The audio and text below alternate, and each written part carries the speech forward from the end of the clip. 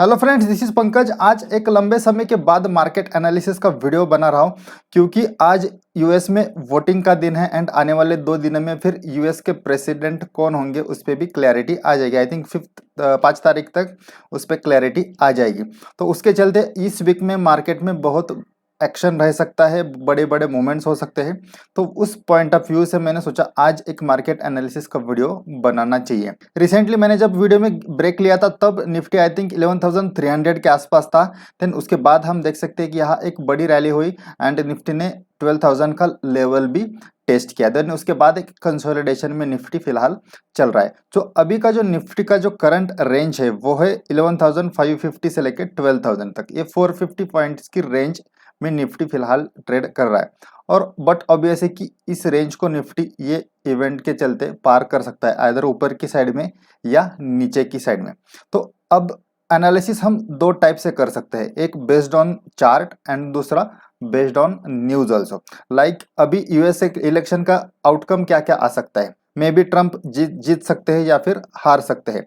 Overall अगर हमने discussion देखा तो मार्केट को लगता है कि या मार्केट चाहता है कि ट्रंप जीत के आए, क्योंकि फिर जो भी पॉलिसीज ट्रम्प ने इम्प्लीमेंट की है फिर वो आगे कंटिन्यू हो सकती है और मार्केट चाहता है कि ऐसा ही हो।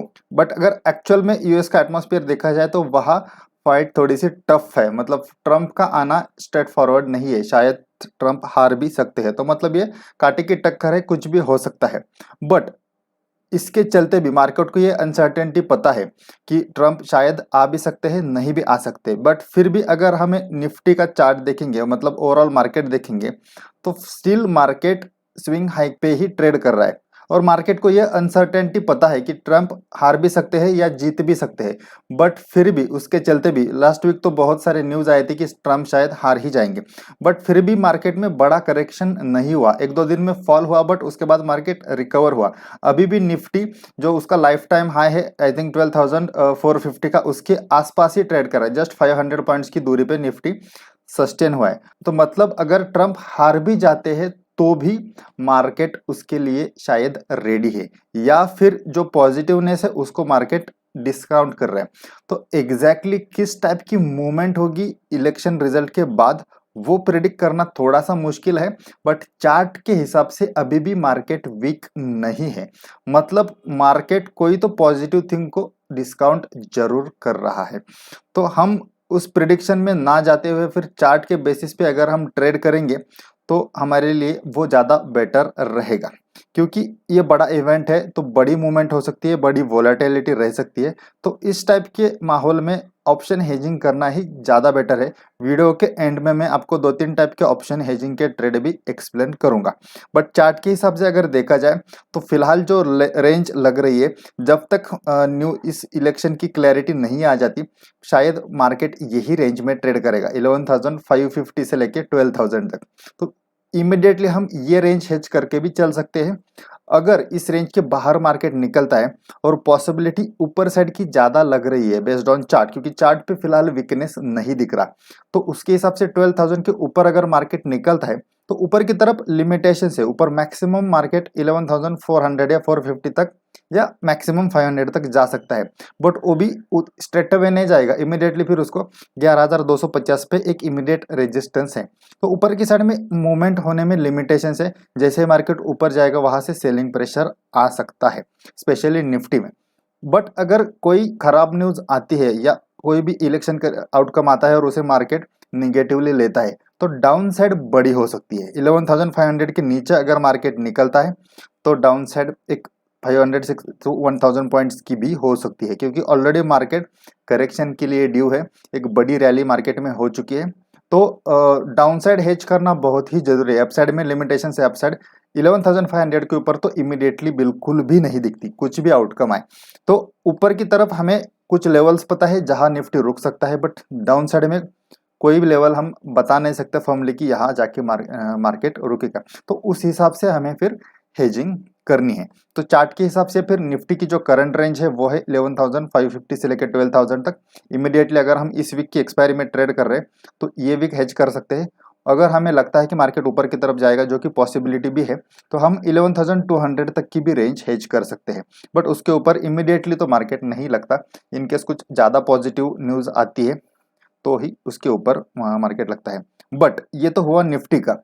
बैंक निफ्टी में बहुत स्पेशल चीज़ है, क्योंकि बैंक निफ्टी का अगर हम चार्ट देखेंगे तो बैंक निफ्टी में यहाँ जो एक रेजिस्टेंस था 25,300 का, उसको बैंक निफ्टी पार करके ऊपर की तरफ निकला है और एक स्ट्रॉन्ग कैंडल बना के ऊपर निकला है। तो अभी ऊपर 26,000 का एक रेजिस्टेंस है, उसको अगर बैंक निफ्टी पार करता है तो देन स्ट्रेट अवे 28,000 तक की रैली हो सकती है।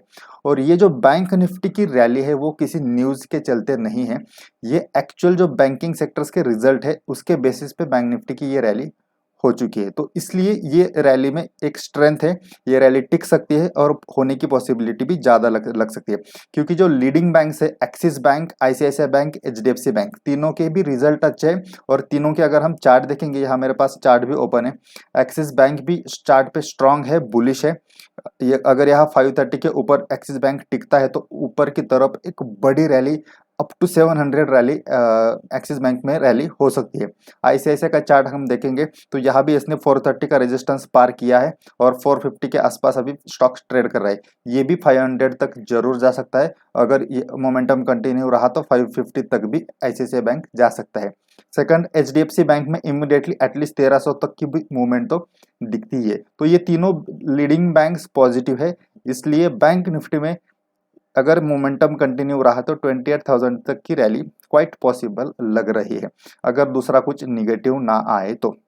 अदरवाइज थोड़ा सा कंसोलिडेटेड बैंक निफ्टी हो सकता है, बट अगले कुछ दिनों के लिए बैंक निफ्टी पॉजिटिव साइड में लीडिंग रहेगा, निफ्टी में थोड़ा सा प्रेशर रह सकता है। उसका दूसरा एक रीजन ये भी है कि जो निफ्टी का मेन सपोर्टिव स्टॉक है रिलायंस, वो अब बियरिश टर्न हो चुका है।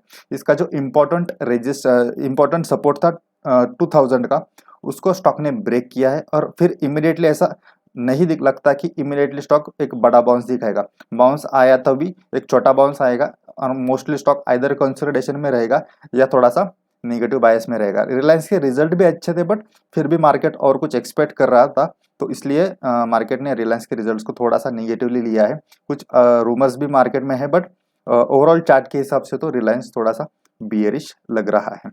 तो इसलिए फिर रिलायंस ज़्यादा निफ्टी को सपोर्ट नहीं करेगा, आइदर थोड़ा सा बियरिश टर्न हो सकता है या फिर कंसोलिडेशन में हो सकता है।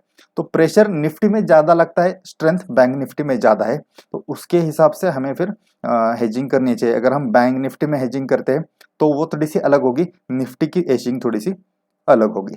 इसके अलावा एक स्टॉक में आपको जरूर सजेस्ट करूंगा कि उस पर आप एक बार ध्यान दें, वो है पीवीआर, क्योंकि अभी तक थिएटर्स चालू नहीं हुए हैं, बट अब पॉसिबिलिटी लग रही है कि आने वाले एक महीने में थिएटर्स चालू हो सकते हैं।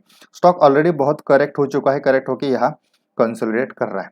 तो यहाँ हम कैश मार्केट में पीवीआर को बाय कर सकते हैं। हमारा स्टॉप लॉस होना चाहिए ऑलमोस्ट 950 के आसपास, और ऊपर की साइड में अगर थिएटर्स खुलते हैं तो एक सेंटिमेंटल रैली आ सकती है। फंडामेंटल स्टॉक के ठीक होने में थोड़ा सा समय जाएगा, क्योंकि लंबे समय से इनका बिजनेस बंद है, तो ऐसा नहीं कि एकदम स्ट्रेट अवे बड़ी रैली आएगी, बट एक बाउंस तो जरूर आ सकता है अगर थिएटर्स चालू होते हैं तो इसलिए इसको कैश मार्केट में लेना चाहिए, क्योंकि फ्यूचर्स में लेंगे तो अप डाउन मूवमेंट ज़्यादा होगी, तो वो थोड़ा सा रिस्की हो सकता है। बट कैश मार्केट में एक अच्छा ट्रेड होगा, आई थिंक 1100 के आसपास स्टॉक ट्रेड कर रहा है, तो यहाँ हम कैश इक्विटी में बाय कर सकते हैं। नीचे 950 के आसपास हमें स्टॉप लॉस रखना चाहिए। तो सो इस तरीके से हमें ट्रेड करना चाहिए।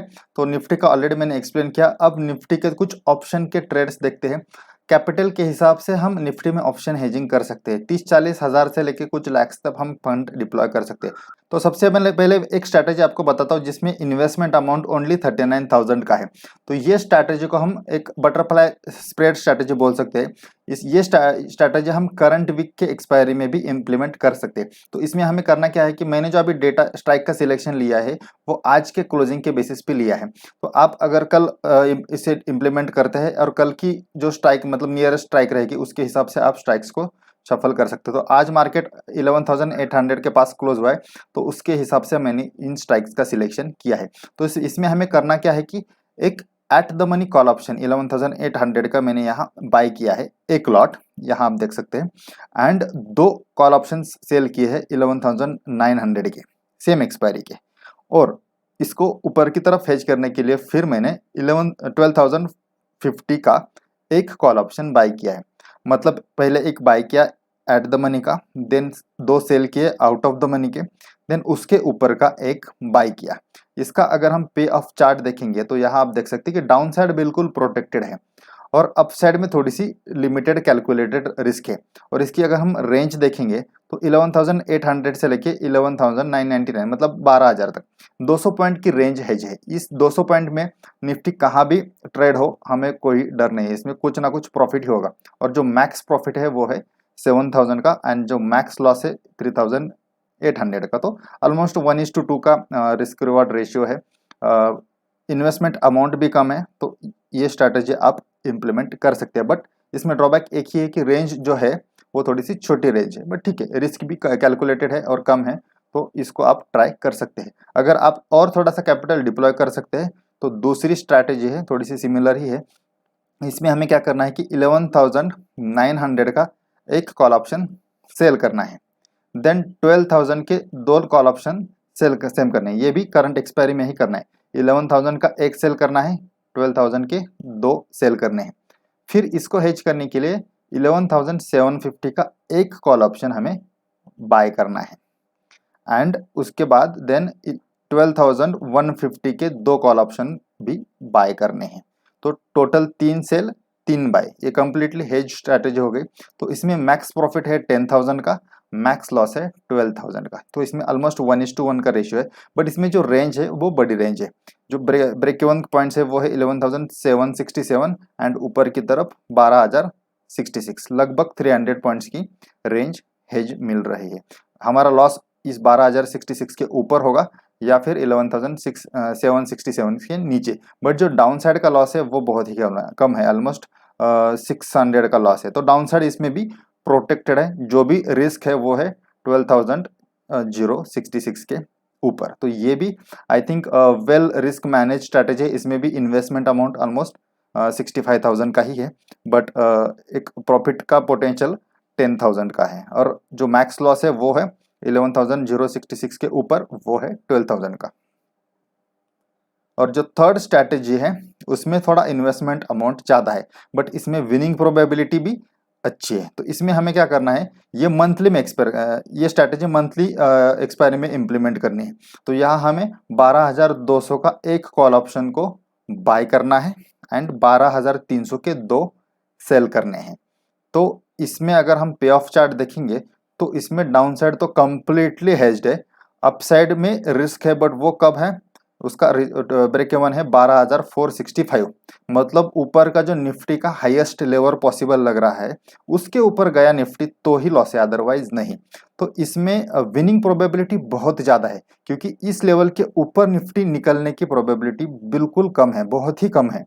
अगर बहुत कुछ पॉजिटिव आ जाए तो ही इसके ऊपर निफ्टी जा सकता है। तो इसमें इन्वेस्टमेंट अमाउंट है 1,11,000 का एंड मैक्स प्रॉफिट इसमें 12,000 का हो सकता है। रिस्क अनलिमिटेड है क्योंकि इसके ऊपर अगर 12,465 के ऊपर अगर निफ्टी निकलता है तो देन बड़ा लॉस हो सकता है। बट इसमें समय भी हमें मिलेगा, मंथली एक्सपायरी की स्ट्रैटेजी है और ऊपर लगभग 500-600 पॉइंट्स के ऊपर ब्रेक इवन पॉइंट है। तो हमको स्ट्रैटेजी को कट करने में टाइम मिल सकता है, या इसको हम एडजस्ट भी कर सकते हैं। तो हम अगर कोई अगर थोड़ी सी रिस्क उठा सकता है तो ये स्ट्रैटेजी जरूर इम्प्लीमेंट करेंगे क्योंकि इसमें विनिंग प्रोबेबिलिटी ज़्यादा है। भले ही रिस्क थोड़ी सी है ज़्यादा है बट विनिंग प्रोबेबिलिटी भी ज़्यादा है क्योंकि मोस्टली निफ्टी 12,465 के नीचे ही शायद इस एक्सपायरी में, इस मंथली एक्सपायरी में रहेगा।